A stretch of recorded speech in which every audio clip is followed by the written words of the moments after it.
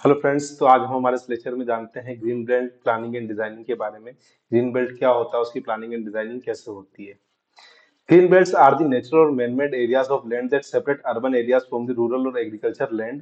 They have many benefits, including providing space for recreation, preserving natural habitats, and reducing urban sprawl.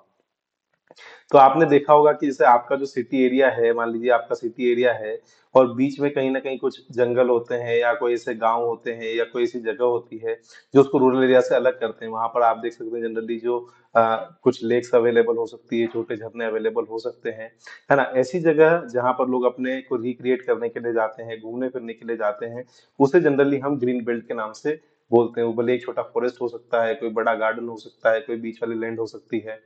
Green belt की importance अगर हम बात करें तो ecological balance बनाने के लिए आपके एरिया में ग्रीन बेल्ट बहुत ज्यादा जरूरी है। They provide a range of ecosystem services such as carbon sequestration, water filtration and habitat for biodiversity। तो जो भी बायोडाइवर्सिटी आपके यहाँ पर रहती है, जो भी जीव जंतु पक्षी आपके यहाँ रहते हैं, उनके लिए एक घर होता है। पानी की शुद्धि, आपको यहाँ पर शुद्ध वाटर के कुछ सोर्सेज जैसे लेक्स हो गई, है ना, कुछ झरने हो गए, वो यहाँ पर मिल सकते हैं। कार्बन का जो उत्सर्जन होता है आपके यहाँ पर, वो यहाँ पर कवर अप हो जाता है। They also can help reduce the impact of urban heat island effect, noise pollution and air pollution. जो शहर की जो गर्मी होती है, क्योंकि ट्रांसपोर्टेशन जो अलग अलग इंडस्ट्री होती है उस कारण जनरेट होती है, उससे हम अर्बन हीट आइलैंड इफेक्ट, अगर आपने ये चैप्टर नहीं पढ़ा है तो आप गूगल पर सर्च करके मेरा चैनल, सॉरी, आप यूट्यूब पर सर्च करके देख सकते हैं, है ना। नॉइज पोल्यूशन को रिड्यूस करते हैं, एयर पोल्यूशन को ये रिड्यूस करते हैं। ठीक है। अब कितने टाइप के ग्रीन बेल्ट होते हैं हम देखते हैं, है ना। पहला होता है normal green belts including agriculture belts. मान लीजिए आपकी सिटी है, उसके बाहर की साइड जो है एग्रीकल्चर, है ना, एग्रीकल्चर लैंड है, तो इसको हम बोलेंगे agriculture green belt. Forest belt हो सकती है, अगर आपके सिटी के बाहर मान लीजिए कोई छोटा जंगल पड़ता है तो उसे हम फॉरेस्ट बेल्ट बोल सकते हैं। या कोई नदी अगर आपकी सिटी को क्रॉस कर रही है बीच में से या आउटसाइड से, तो हम उसे रिवर बेल्ट बोल सकते हैं। Agriculture green belts help protect farmland from urban development. तो जो कृषि योग्य जमीन है उसको ये बचाते हैं जो अर्बन डेवलपमेंट से। Forest belts help preserve forest and provide a range of ecosystem services. तो जो जीव जंतु हैं उनके रहने के लिए ये एक अच्छा रेंज प्रोवाइड करते हैं और फॉरेस्ट को प्रिजर्व करते हैं। River belts help protection reverse, provide flood control. जो नदियां हैं उन्हें गंदी होने से बचाते हैं और फ्लड कंट्रोल में भी ये हेल्प करते हैं। Planning and designing of green belts के बारे में। Planning and designing of green belts should consider various factors such as ecological, social and economic factor. जब भी हम ग्रीन बेल्ट को प्लान और डिजाइन करते हैं तो हमें उसके क्षेत्र के इकोलॉजिकल, उस क्षेत्र के सोशल और इकोनॉमिक फैक्टर्स का ध्यान रखना पड़ता है।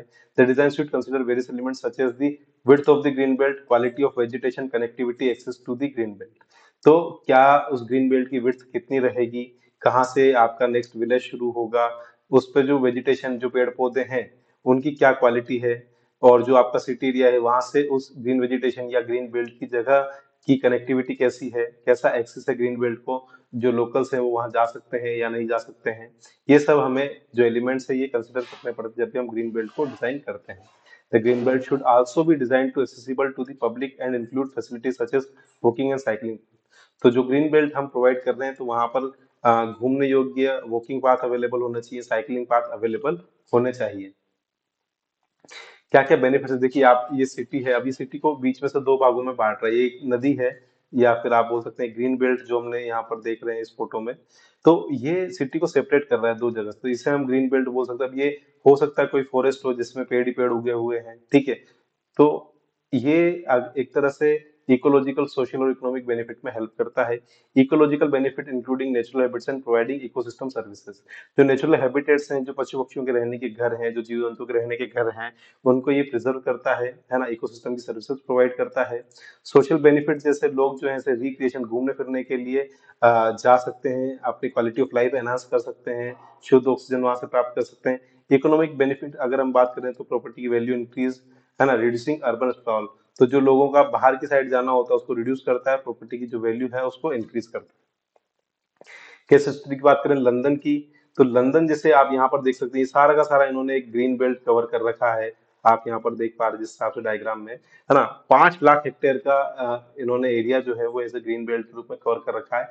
It was establish in 1938 and has been effective in controlling urban sprawl in London metropolitan city. तो लंदन का जो मेट्रोपॉलिटन एरिया है जहाँ पर बहुत ज्यादा पब्लिक रहती है, उसको स्प्रॉल को इसने कंट्रोल किया है। Green belt is protected by planning policies that restrict development with in the designated area.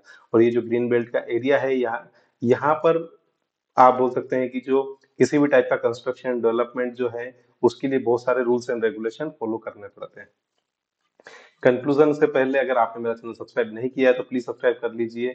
Green belts are essential in maintaining ecological balance in urban areas. Planning and designing green belts should consider ecological, social, economic factors and provide access to the public. And green belt provide a range of benefits including preserving natural habitats, providing space for recreation, reducing urban sprawl. तो जो लोग जीव जंतु उनके लिए घर provide होता है, लोगों को घूमने फिरने के लिए जगह मिल जाती है और लोगों का अर्बन स्प्रॉल जो है वो शहर से बाहर जाना कम होता है। आई होप आपको अच्छे से समझ में आया होगा। Thank you so much. Please अगर आपने अभी तक चैनल सब्सक्राइब नहीं किया है तो सब्सक्राइब कर लीजिए। Thank you so much.